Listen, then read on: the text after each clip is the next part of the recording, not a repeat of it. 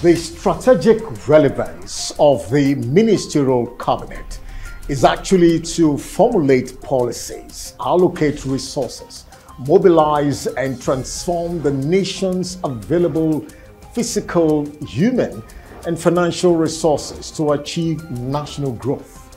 This has been largely possible through careful planning, implementation, and monitoring of policy initiatives and projects.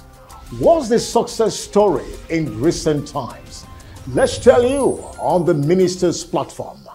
Welcome.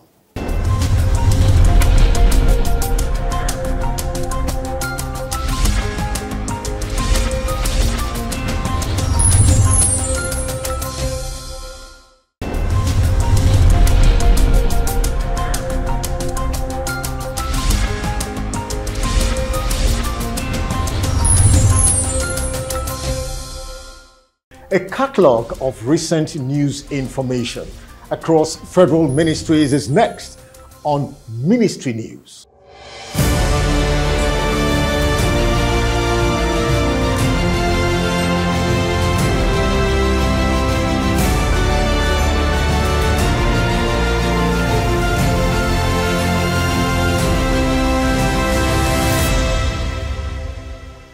The Minister of Niger Delta Affairs, Mr. Umana Okonumana, on Wednesday in Abuja inaugurated the governing board of the Niger Delta Development Commission (NDDC) with a charge on them to guard against the award of spurious and indiscriminate contracts. At the inauguration of the new board, the minister listed the task before them, including faithful implementation of the recommendations of the report of the forensic audit looking into allegations of irregular employment from 2019 in order to ensure all cases of employment were done within the extant rules and regulations of service. He, however, promised necessary support and guidance needed by the board for a successful tenure. We believe both the ministry and the NNPC must collaborate rather than compete with the state governments in the region to best deliver value to the majority of the people.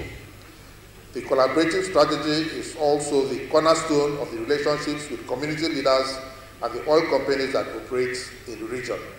The Minister of Finance, Budget and National Planning, Mrs. Zainab Ahmed, has said that the federal government will go ahead with the securitization of 23.7 trillion naira ways and means advances issued by the Central Bank of Nigeria. The minister will disclose this during the public presentation of the 2023 federal government's budget at the ministry's headquarters in Abuja recently, noted that the CBN Ways and Means was built up over 8 years from 2014 to 2022 to the current amount, and the ministry is hopeful that the National Assembly will pass it as requested by Mr. President. Speaking further, the Finance Minister said Nigeria can no longer be described as a mono economy, as the non-oil sector is now the mainstay of the economy.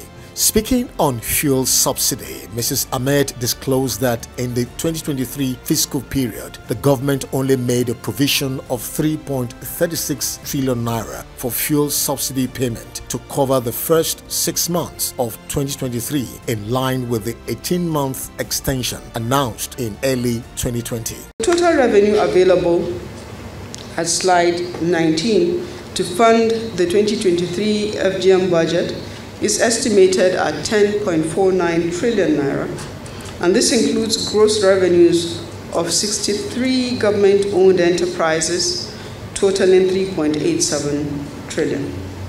Of this, federal government oil revenue share is projected to be 2.29 trillion, non-oil taxes at 2.43 trillion, and federal government independent revenues at 2.64 trillion. Other revenues totaling 762 billion are also projected in the 2023 revenues of 10.49 trillion.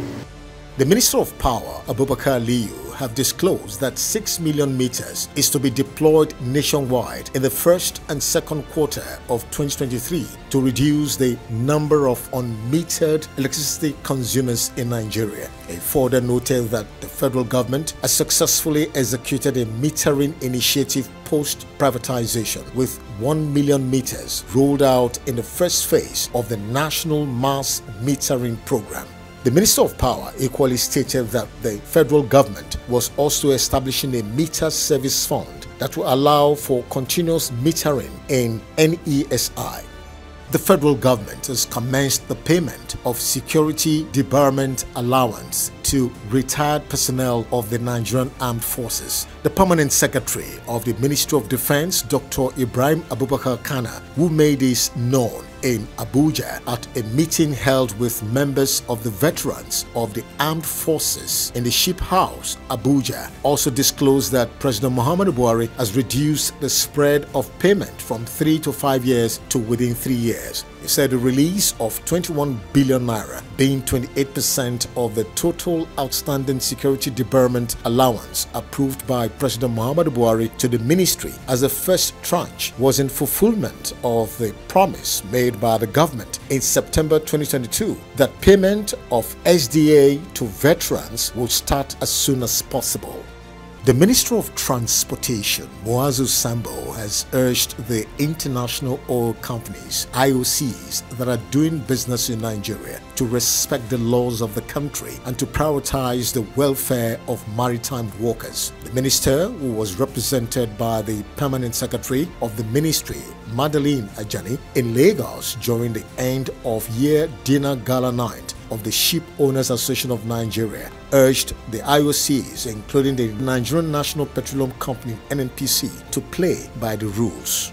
The Minister of Works and Housing, Babatunde Raji Fashola, ably represented by the Federal Controller of Works in Lagos State, Umaru Bakare, recently inaugurated 5 roads and car park projects rehabilitated at the University of Lagos. The projects, which were part of the federal government's intervention in internal roads in tertiary institutions in the country, were Alvan Ukoku, Abubakar Tafawa Balewa Road, Bunu GK Crescent, Unilag Shopping Complex, and a car park. The minister noted that the President Muhammadu Buhari government was committed to improving the quality of infrastructure delivery across tertiary institutions in the country. The Minister of Mines and Steel Development, architect Lekan Adegbite, has attributed federal government's inability to check illegal mining activities to the vastness of the country. The minister, who was speaking to newsmen recently, noted that the federal government had begun to organize the so-called illegal miners into cooperatives to ensure thorough monitoring, adding that so many foreign nationals were being arrested and prosecuted for breaking the law. He further disclosed that the ministry now has satellite monitoring system from which illegal activities are closely watched. The Minister of Labour and Productivity, Dr. Chris Ngige, has denied, saying that the federal government was reviewing the salaries of public and civil servants. The minister said the increase he alluded to with State House correspondents in Abuja was the remunerations and emoluments of the affected workers, especially the civil servants. The minister's denial was contained in a statement signed by the head public relations of the ministry, Mr. Olayide Oshudun. The statement said the Presidential Committee on Salaries, through the Office of the Secretary to the Government of the Federation, had received recommendations for review of allowances of many ministries, departments, and agencies of government.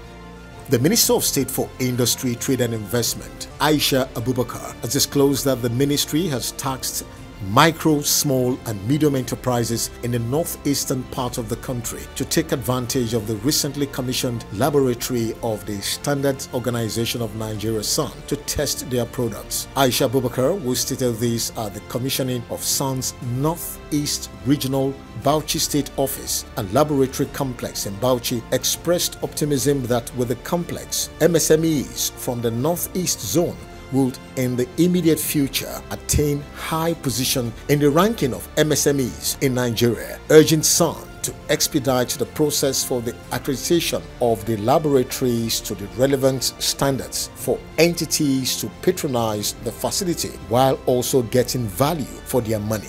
And finally, on ministry news, the Minister of the Federal Capital Territory, FCT, Malam Musa Bello, has pledged the continued support of the administration to the FCT Police Command in the discharge of its responsibility of securing the Federal Capital Territory. The minister made this pledge when he received the new FCT Police Commissioner, Dr. Idris Sadiq, who paid him a courtesy visit. The minister who attested to the fact that the new CP was coming to the FCT with immense experience in policing, having begun his career in the police force in the FCT, expressed optimism that the new CP will build upon the success of his predecessors, saying that all of them had contributed immensely in building the FCT command to what it is today. And finally, on ministry news, we bring you top news headlines across federal ministries in the country.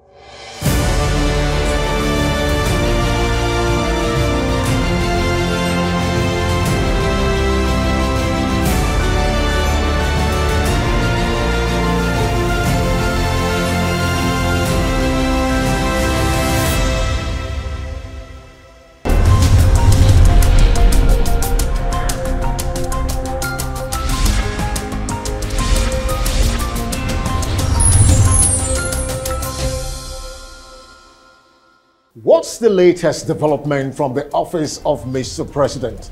Let's find out from the presidency.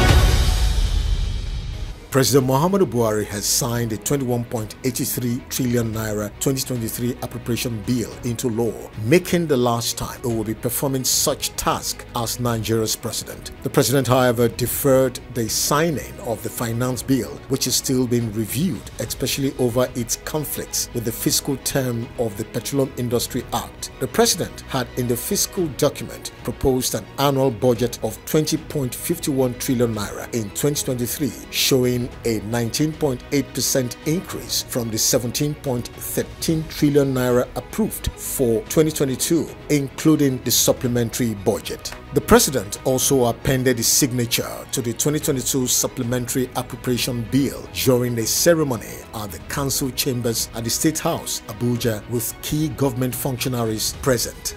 Shows additional revenues of 765.79 billion naira and an unfunded deficit of 553.46 billion naira.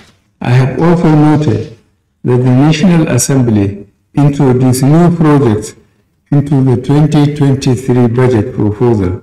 President Muhammadu Buhari on Tuesday approved the deployment of advanced surveillance technology to address insecurity and crime in Imo and other southeastern states. The president made this disclosure after a meeting with the Imo State Governor, Hope Uzodinma, at the Presidential Villa, Abuja. The president's approval will usher in the use of advanced surveillance equipment to fight insecurity without collateral damage. Any moment from now, we will be getting some technological deployment, surveillance equipments, and some modern technologies to be able to do an advanced kind of security control in the southeast. President Muhammadu Buhari on Tuesday promised fuel delivery assistance to Burundi. The president made the promise at the State House on Tuesday while hosting the special envoy of the president of Burundi, Evariste Ndayishimiye. The president noted that his gesture is in the spirit of African solidarity and brotherliness. With Nigeria estimated to be losing about $4 billion annually to oil theft and pipeline vandalism, President Muhammadu Buhari has ordered security agencies deployed to the Niger Delta region to end the menace before he leaves office on May 29, 2023. The president, who was represented by the Minister of State, Chief Timothy Silva, made this known while addressing troops of the Joint Task Force Operation Delta Safe in Efuru Delta State and Port Harcourt River State. The president further noted that the government can no longer tolerate the criminality. And finally, from the presidency recently described as vengeful and selfish the attitude of former President Olusegun Obasanjo to President Buhari in his recent letter he made to the public. Citing President Buhari's recent role as Africa's anti-corruption champion and praises from the United States President Joe Biden in early December, the presidency claimed that the stark difference between the two leaders has made Obasanjo jealous and vengeful. The presidential spokesman also claimed that L for Obasanjo, as stated in his letter, is when any president that comes after him refuses to be his own puppet to do as he wishes on all matters and at all times.